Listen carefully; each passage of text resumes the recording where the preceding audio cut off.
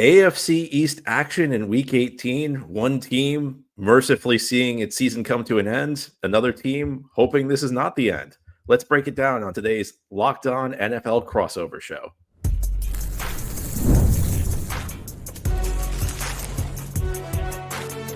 You are Locked On NFL crossover, part of the Locked On Podcast Network. Your team every day. Welcome in, Dolphins fans and Jets fans. It's Crossover Thursday here on the Locked On Podcast Network. I'm John Butchko, the host of Locked On Jets, alongside Kyle Krabs, my friend, the host of Locked On Dolphins, here to preview the regular season finale, Week 18, the Jets and the Dolphins at MetLife Stadium.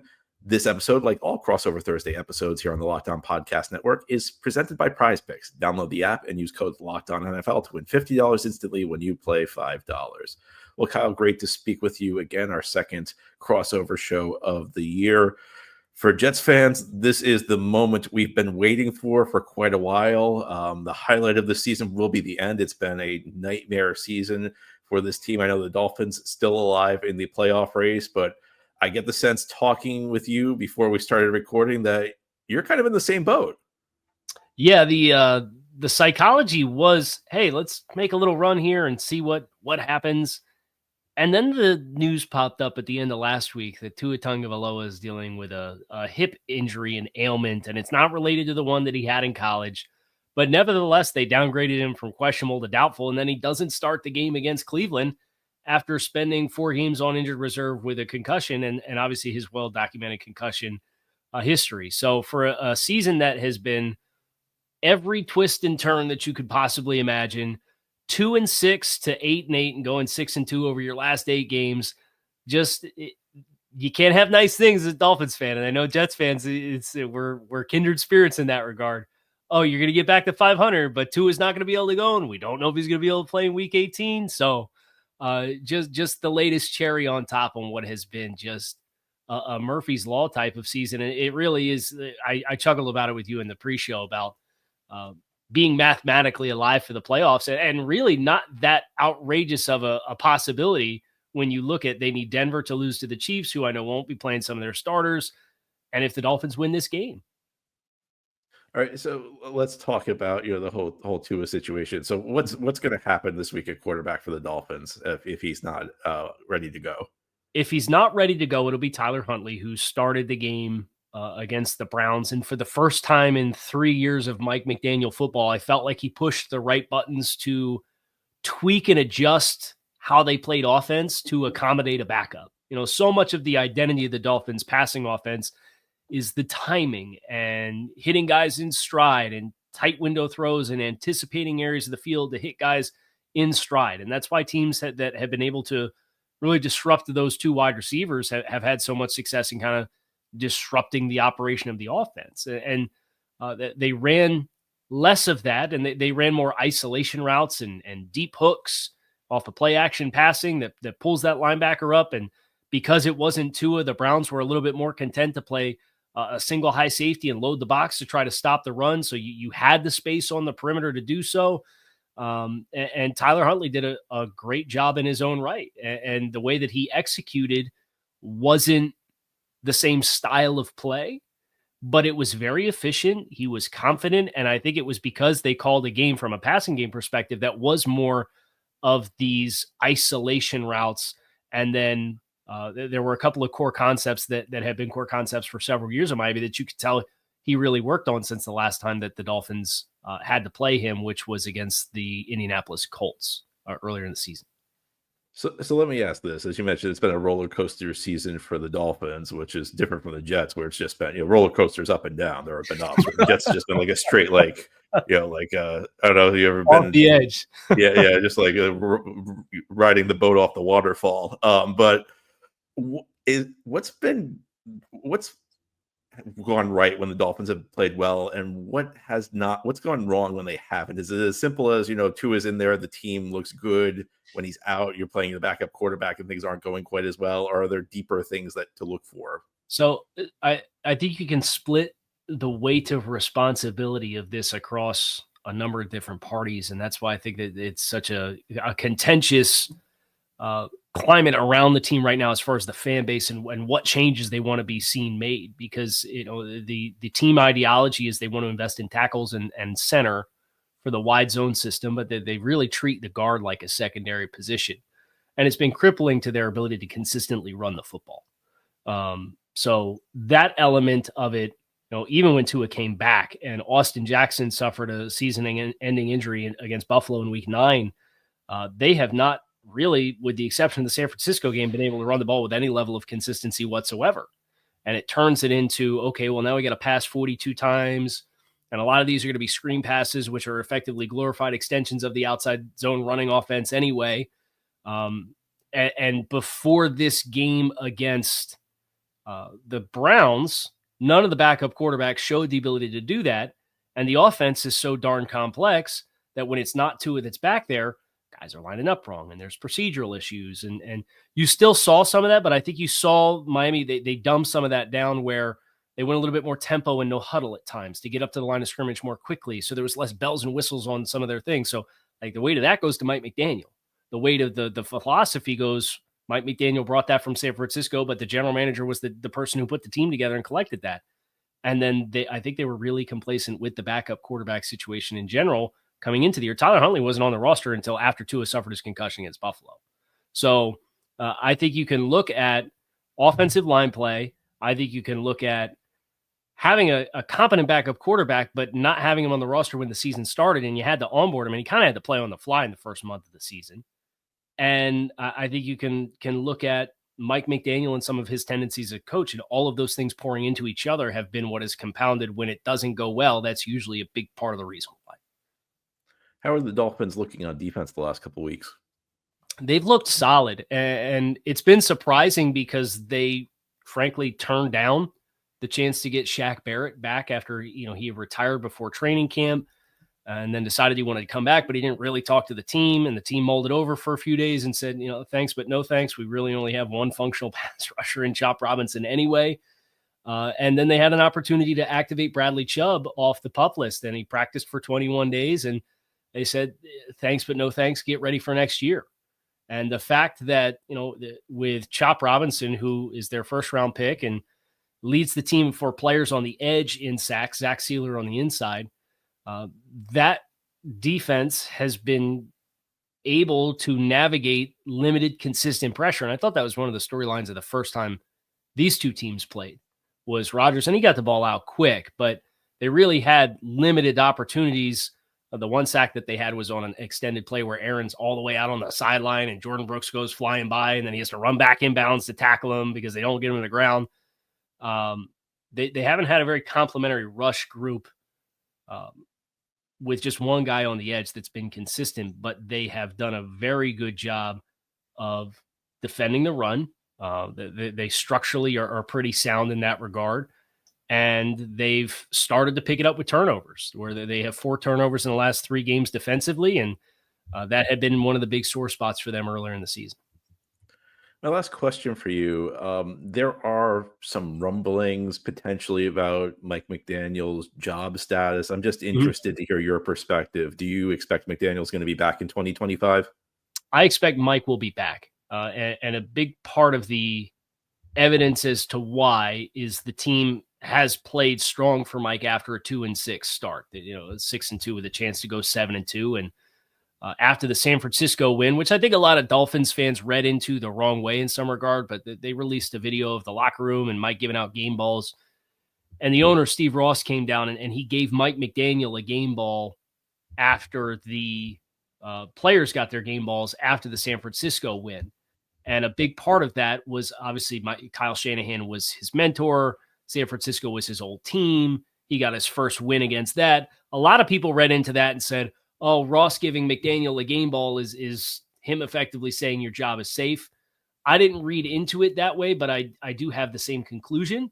Now, I do think the Dolphins are a team that may be making some hierarchy changes. General manager Chris Greer has had the title since 2016. He's been the unquestioned authority in the roster construction since 2019.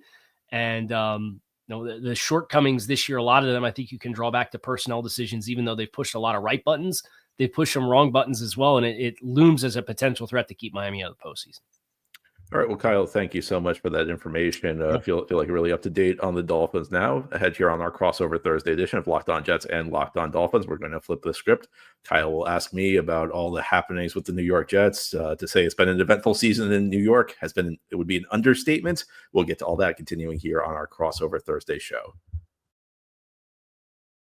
This crossover Thursday edition of Locked On Jets and Locked On Dolphins is brought to you by Game Time. You know, I love going to live events, whether it's sports, music, theater, or comedy. One of my favorite memories of 2024 was going to a Jets game right after Thanksgiving. I went to a game where the Jets played the Seahawks, and even though the Jets were out of the race, I had a really good time. Went with my dad.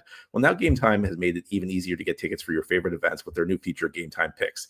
This feature filters out the fluff to show you only incredible deals on great seats, so you don't have to waste time searching through thousands of tickets. Jets fans, I don't need to tell you this, but Kyle and Dolphins fans, I'll tell you something. There are going to be plenty of seats available for this game. Jets fans are completely checked out. Game the Jets played against the Rams a couple weeks ago. The stadium was not even close to being full. It'd be great deals to be had if you want to head out to MetLife Stadium on Sunday. And Game Time is the place to get in on the action. Take the guesswork out of buying tickets with Game Time. Download the Game Time app, create an account, and use code LOCKDOWNNFL for $20 off your first purchase. Terms apply. Again, create an account and redeem code LOCKEDONNFL. It's Locked On NFL, one word with no space, for $20 off. Download Game Time today. What time is it? Game time. Crossover Thursday here on the Locked On Podcast Network. I'm John Butchko, the host of Locked On Jets, alongside my colleague Kyle Krabs, the host of Locked On Dolphins.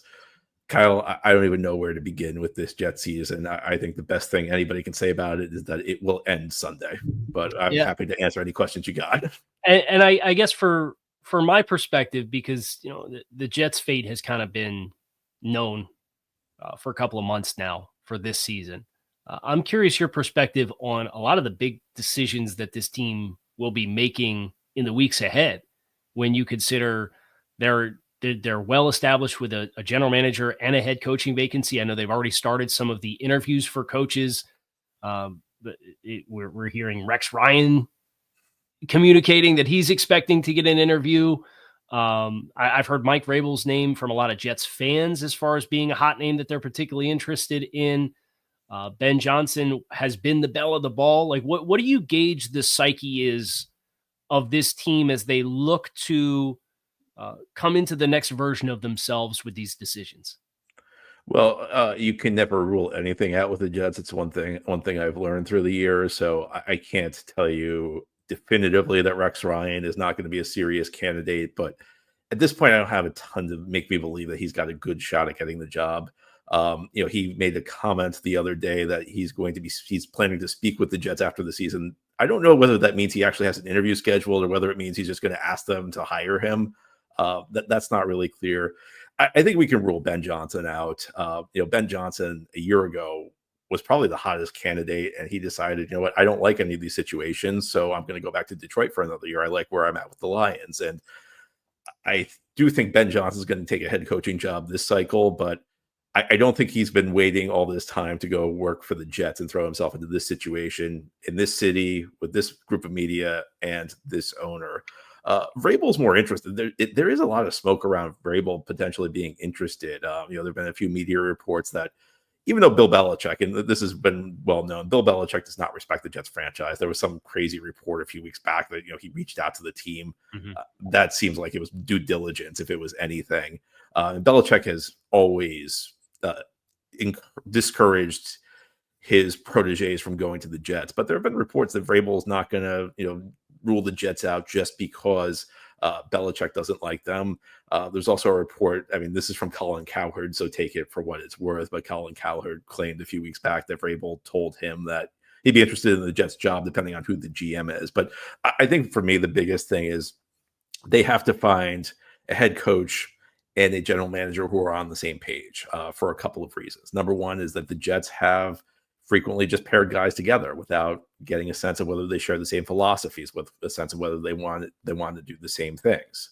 I will say that I do, for the issues Joe Douglas and Robert Saleh had, I do not think that was an issue. I think that they were both on the same page. I think that they worked well together. They made a lot of mistakes, and the Jets' overall dysfunction kind of submerged them. But it's been true in the past, whether it was Todd Bowles and Mike McCagnon or John Dick and Rex Ryan.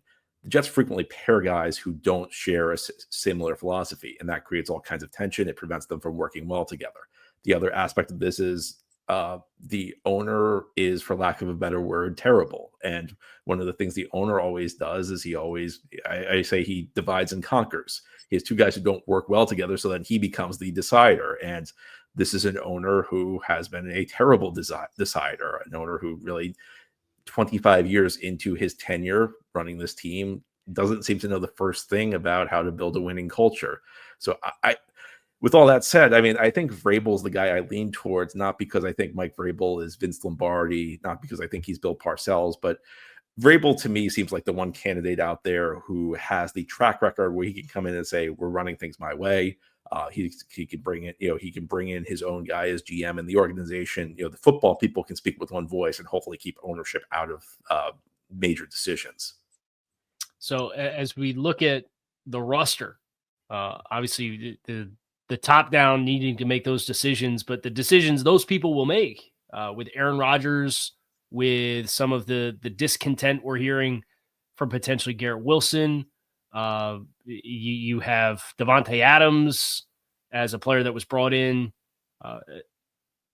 What's the gauge on the direction of, like, how hard is the reset? Obviously, there's a lot of young talent that's been established, courtesy of a couple of impactful draft classes that Joe Douglas had, and that's a nice nucleus for a launch point for the next group. But what's the vibe on a lot of the well-established, like, big names that are on this roster that were brought in to try to jumpstart this thing that it unfortunately didn't happen? At this point, I think it would be a shock to see Rodgers back. There have been all sorts of reports about how Woody Johnson, who was Rodgers' biggest booster for the first year he was here, Woody Johnson soured on him, as Woody Johnson does, because this is an owner who always needs a scapegoat for his problems. That's not to say Rodgers has been effective enough. He has not played well enough for this team.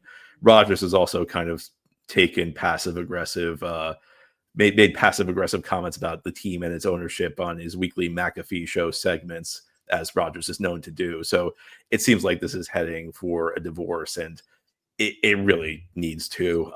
Rodgers has not delivered the way Jets fans were hoping, or the team was hoping he would. He looks very much like the 41-year-old quarterback that he is through much of the season, which it may be difficult for Dolphins, because the Dolphins fans, because the one good game Rodgers played this year, I thought his best performance was against the Miami Dolphins. So the guy you saw a few weeks ago has not been the guy we've seen for most of the season. He's been dealing with injuries. He really hasn't been very mobile. He's been hesitant to throw the ball down the field. I think they need to move on from Rodgers, and that means that they'll move on from Davante Adams. Davante Adams is tricky because he's still playing at a really high level. The problem is he's just not a player who ever made sense for this team.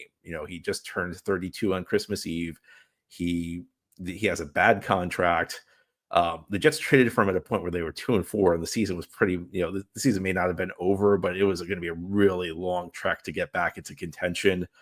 He's going to go somewhere next year and help a team, but I just don't think he can be back, and I don't think he's going to want to be back without Rodgers. In fact, and the Jets, in their infinite wisdom, did not resolve his contract situation, which is tricky for next year, because currently he's slated to account $38 million against the cap.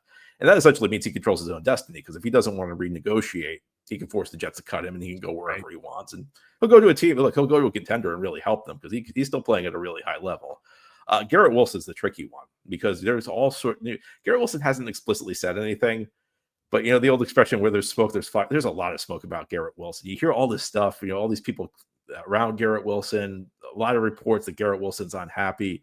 The question is, is this the type of thing where a big contract, because now he's eligible after the season, he's eligible to sign a contract extension. Sometimes a big contract soothes everything, but he's also a guy who's been on a losing team for 3 years. He's got 3,000-yard seasons despite not having quarterback play that's been good enough. There are a lot of questions around the draft class of 2022, where the Jets hit it out of the park in the 2022 draft. Not only did they pick Garrett Wilson, they picked Sauce Gardner, they picked Breece Hall, they picked Jermaine Johnson, who's been injured this year. They're coming close to contract time. As you mentioned, there is a base of talent here entering its prime. This is not like the situation the Jets had in 2020 with Adam Gase, where there was nothing on the roster. this can actually be turned around pretty quickly if the Jets get the right people in place. But there are challenges, so I think Rodgers and Adams are definitely gone. I think the real challenge for this team is figuring out how to maneuver and keep this 2022 draft class in place. All right. Well, you've heard about the Dolphins. You've heard about the Jets. Jets fans, there is a game this weekend. And it's important for the Dolphins because the Dolphins are still in the playoff race. And you're on our crossover Thursday edition of Locked On Jets and Locked On Dolphins. We'll talk keys to victory. Episode of Locked On Jets and Locked On Dolphins is brought to you by FanDuel. The NFL playoffs are almost here. They certainly won't feature the Jets, but they may feature the Dolphins. And it's not too late to get in on the regular season action with FanDuel, America's #1 sportsbook. Because right now, new customers can finish the season with $250 in bonus bets if you win your first $5 bet. FanDuel has so many ways for you to pick up a W. You may love betting on which players will score a touchdown and how many points each team will score. It can be thrilling. And the Dolphins are favored in this game at MetLife Stadium. No shock about that. Dolphins fans, if you want to celebrate a playoff appearance and make some money, or Jets fans, if you think the Jets, for whatever reason, are going to win this game, FanDuel, again, is the place to get in on the action because, again, you get $250 in bonus bets if your first $5 bet wins. Just visit FanDuel.com to join today. That's FanDuel.com for your chance at $250 in bonus bets. Make every moment more with FanDuel, an official sportsbook partner of the National Football League. Crossover Thursday here on the Locked On Podcast Network. John Butchko, the host of Locked On Jets, alongside Kyle Krabs, the host of Locked On Dolphins. Kyle, Dolphins have a chance to make the playoffs in this game. An incredibly turbulent season. Well, you can go first. What are your keys to victory for Miami? I think the first thing they need to do a better job of this time around when they play the Jets is pressuring Aaron Rodgers. And that is in large part because the Dolphins are probably going to be without Kendall Fuller, their second corner. And that gets into some matchup potential with a veteran quarterback like Aaron Rodgers, who he's always been aggressive. He's always got up to the line of scrimmage and seen a matchup that he likes and is not afraid to take shots down the field. And, Jalen Ramsey had his hands full with Garrett Wilson the first time these two teams played. And then if you don't have Kendall Fuller and it's Kader Kohu or it's Storm Duck, if you're an 11 personnel as the other outside corner that's getting matched with Devontae Adams, I don't like that matchup, just to be completely transparent. So, and I know Aaron is out there hunting for TD pass number 500. So he's going to be slinging it. So I think for Miami, getting after particularly the offensive tackles, and I know that's a spot for the Jets that's banged up with Tyron Smith and Olu Fashanu and Morgan Moses, I know is banged up and trying to play. I don't know if he's going to try to play this week or not. I know we're recording a little early in the week, but that for me is one of the big primary keys to victories. Don't let Aaron get up to the line of scrimmage, see matchups that he likes, and then also simultaneously have time to set up at the top of the drop to take those shots down the field, because that is where I think there's a lot of potential for chunk plays, either with completed passes or penalties down the field. Yeah, I think that's a great point. And, I do think about the first game these teams played this year was one of the Jets' best offensive performances of the year. It's one of the first times they moved the ball. For me, I think a lot of this comes down to how badly the Jets want to play this game, because we did not see a team week 17 against Buffalo that looked all that interested in competing. This was a team, and I think there have been a lot of frustrating things about this season from a Jets fan perspective. But one of the things that's most frustrating to me is how frequently this team just loses its competitive fire when something goes wrong during a game. It happened, go back to week 7 against Pittsburgh. Jets played a great first 29 minutes of that game. Right before halftime, Aaron Rodgers throws an interception, and I think it just snowballed from there. And by the time the Steelers were running out the clock on their last drive, Jets knew they were running the ball, and the Steelers still were able to run it successfully. I mean, I think, I'm very hesitant to call out players for effort level because, I'm not on the field, but in that situation, it just looked like the Jets gave up. I think the same thing was true a few weeks later when the Jets played in Arizona against the Cardinals. There was just a total no-show. Things snowballed on them, and they're just little things like, one guy's making a tackle, the second and third guys aren't going in to help him. Last week against Buffalo, that game completely snowballed on them. There's one play that was very symbolic for me. There was a fumble by Garrett Wilson. It was an ugly play overall. It was a screenplay that was very poorly designed. There was really no way for Max Mitchell to get to hit his block that Garrett Wilson needed to spring him. Wilson fumbles the ball, but Aaron Rodgers was near the ball, and I don't know if you saw the play, but essentially he did like a little dive away from the ball. He did like a little thing. He dove to make it look like he was trying to get the ball, but he wasn't really trying to get the ball.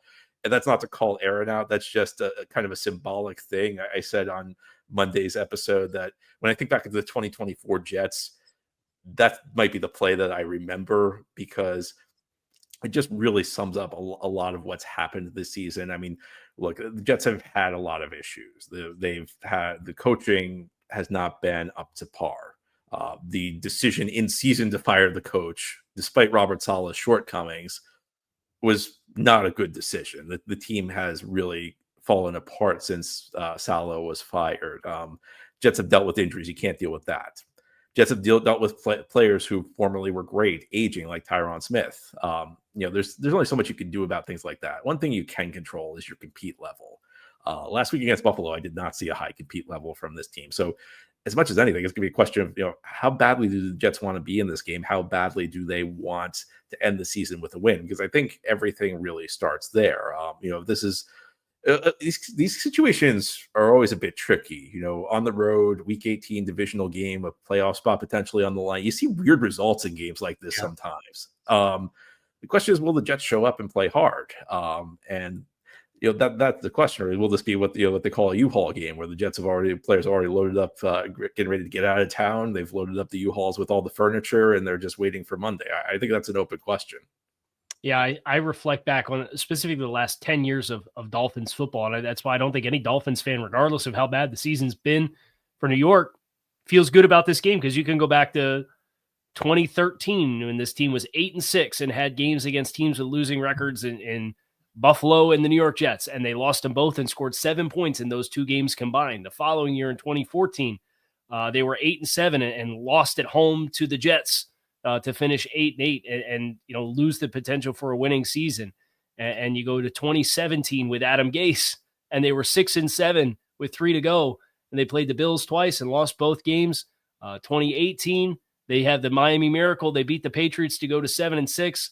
And they go Minnesota, Jacksonville, and Buffalo. And those were not good teams, or the Jacksonville team in particular was 5-11. That was a bad team. And they laid down and they didn't show up. They had 183 yards of offense in that game. And then they had 4 turnovers in week 17 against the Bills and lost that game 42-17. So it's just the last 10 years, regardless of where Miami's at and playoff potential and winning records, it doesn't matter who they play. There's been about every other year, there's been one of these just total letdown performances. And I think that lingers in the back of Miami fans' minds coming into this game because, as you said, for as much as gone wrong for the Jets this season, who'd they have their best offensive performance of the year against?